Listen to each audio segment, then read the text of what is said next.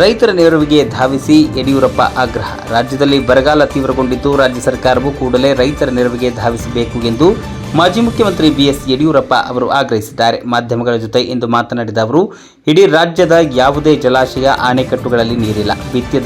ಬಿತ್ತನೆ ಬೀಜ ಮೊಳಕೆ ಒಡೆದು ಹಾಳಾಗಿದೆ. 10% ಫಸಲು ಬರದಂತಹ ಸ್ಥಿತಿ ಇದೆ.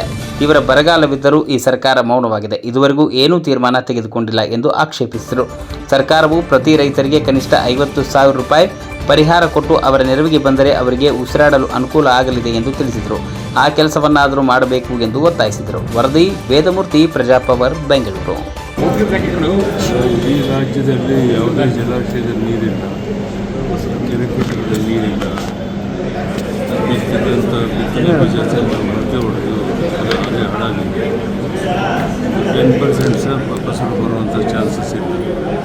ಇನ್ನೆಂದೂ ಇಲ್ಲಂಥ ಭೀಕರ ಬರಗಾಲ ಇದ್ದರೂ ಸಹ ಈ ಸರ್ಕಾರ ಮೌನವಾಗಿದೆ. ಇದುವರೆಗೆ ಏನು ತೀರ್ಮಾನವನ್ನು ತಗೊಂಡಿಲ್ಲ.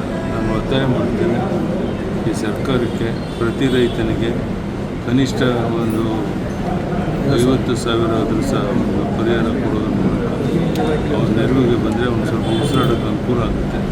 ಆ ಕೆಲಸವನ್ನಾದರೂ ಮಾಡಬೇಕು ಅಂತ ಈ ಸಂದರ್ಭ ಒತ್ತಾಯ ಮಾಡಿದ್ದಾರೆ. ಇತ್ತನೇ ರಾಮಚಂದ್ರೇಗೌಡರು ಯಾವ ರೀತಿ ಜೀವನ ನಡೆಸಿದ್ರು, ಯಾವ ರೀತಿ ಒಡನಾಟ ನಡೆಸಿದ್ರು, ಯಾವ ರೀತಿ ಪಕ್ಷವನ್ನು ಬಲಪಡಿಸೋಕ್ಕೋಸ್ಕರ ಅವರ ಜೀವನ ಪೂರ್ತಿ ದುಡಿದ್ರು ಅನ್ನೋದನ್ನು ಭಾಳ ಮಾನವಿಕವಾಗಿ ಅವರ ಸಂಬಂಧಗಳಿದ್ದಂಥ ಚಿತ್ರಗಳನ್ನು ಬಿಡಿಸಿಟ್ಟಿದ್ದಾರೆ. ರಾಮಚಂದ್ರೇಗೌಡ ನಮ್ಮ ಒಡನಾಟ, ನಮ್ಮೆಲ್ಲರ ಸ್ನೇಹಿತರ ಜೊತೆಗೆ ಒಂದು ಕಲ್ಪನೆ ಮಾಡೋಕ್ಕಾಗದಿರುವಂಥ ಒಂದು ಸಂಬಂಧ.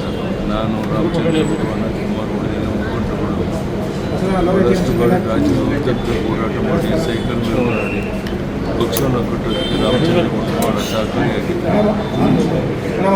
ಕಳ್ಕೊಂಡಿದ್ದೇವೆ. ಇತ್ತೀಚೆಗೆ ನನ್ನ ಮನೆಗೆ ಹೋಗಿ ನೋಡ್ಕೊಂಡು ಅವರ ಆತ್ಮಕ್ಕೆ ಶಾಂತಿ ಕೊಡ್ತೇನೆ. ಧನ್ಯವಾದ.